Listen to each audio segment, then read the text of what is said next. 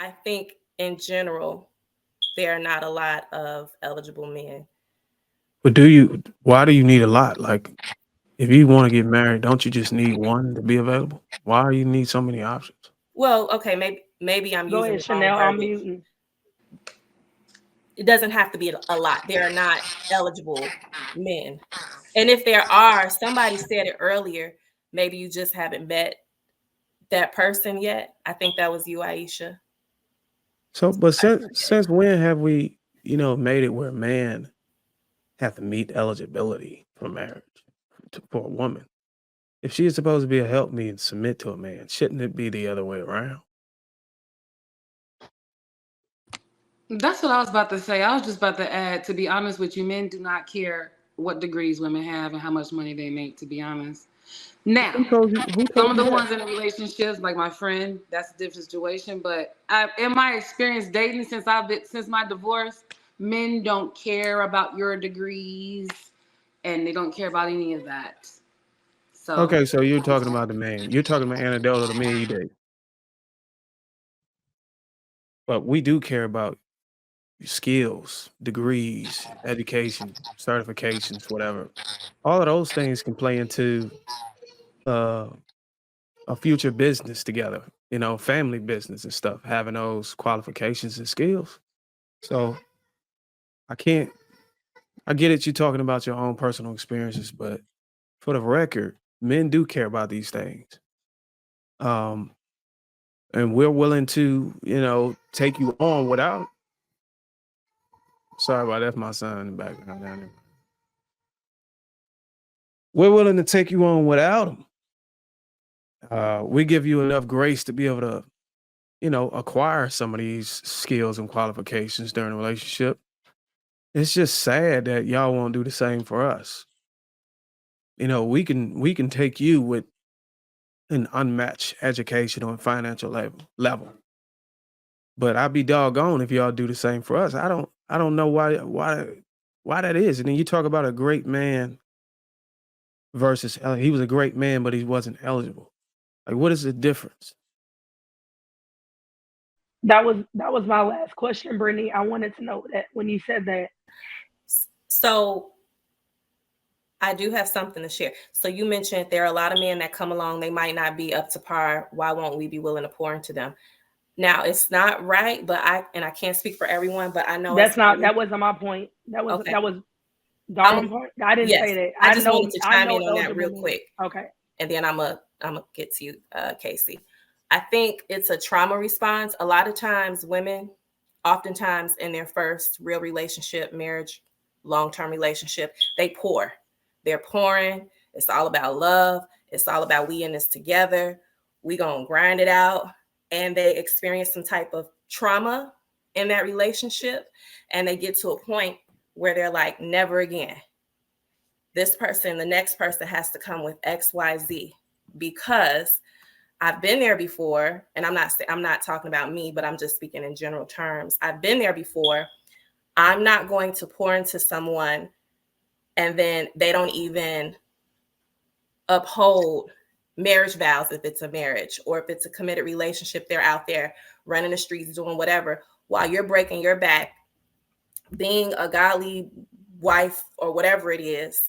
So I think that for seasoned women, when I say seasoned women of a certain age, they get to a point where they're like, I need my partner to come with XYZ, because I'm not just marrying for love and like holding it down like I did before, or like I'm not committing to a man, whether it's marriage or not, based on if he has potential.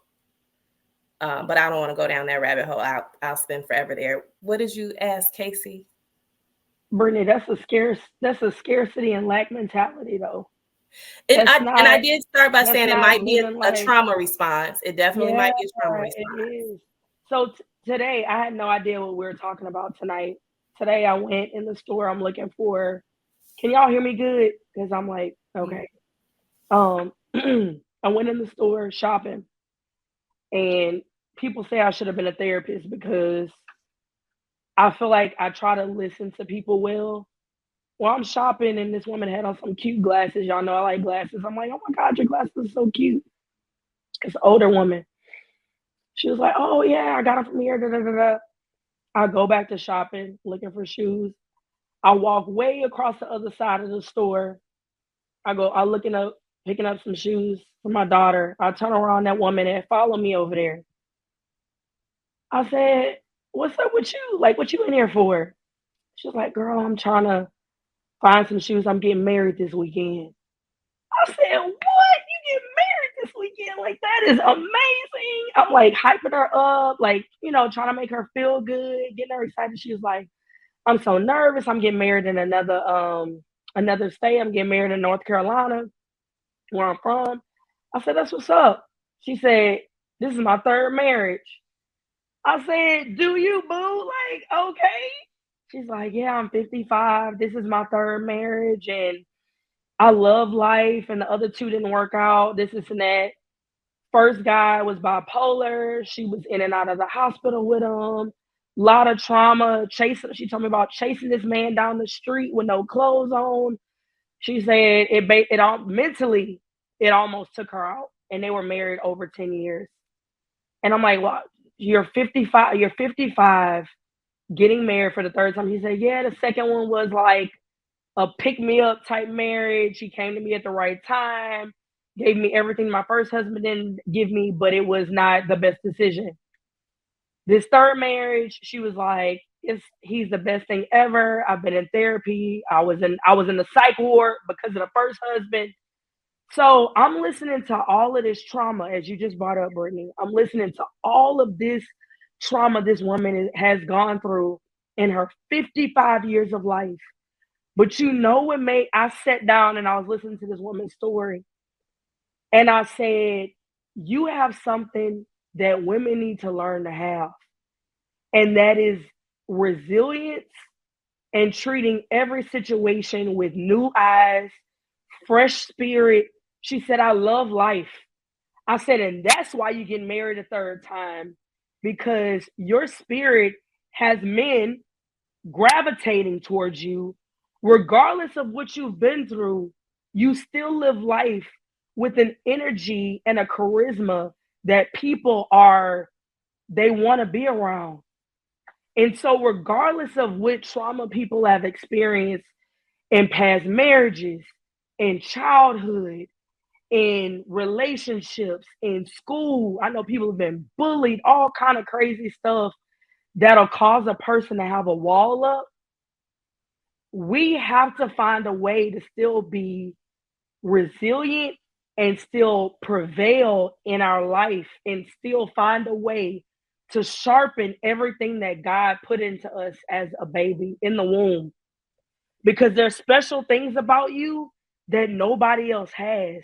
And if you let the world take it away from you, if you let the world destroy it, you won't get what you're supposed to get out of this life. And that's love, that's companionship, that's motherhood, all of the things that you have to persevere through.